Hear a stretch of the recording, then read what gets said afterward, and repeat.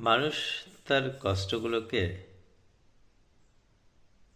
খুব ভালোবাসে, কারণ তার এই কষ্টগুলোকে তিনি বুকের মধ্যে লালন পালন করে রাখে। এই কষ্ট কাউকে তিনি বলতেও চান না, দেখাতেও চান না। তাই মানুষ সত্যি সত্যি কষ্টকে অনেক বেশি ভালোবাসে। প্রতিটা মানুষেরই ভালো লাগা খারাপ লাগা আছে, কিন্তু কিন্তু আসলে সব ভালো লাগা সব ভালোবাসার বহিঃপ্রকাশ করা যায় না।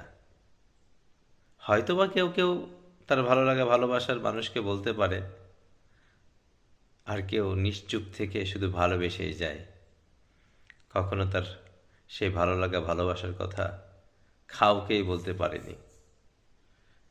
যাই হোক, প্রতিটা মানুষের ভালো লাগা ভালোবাসা কষ্টের জায়গাগুলো ভালো থাকুক। ভালো থাকবেন।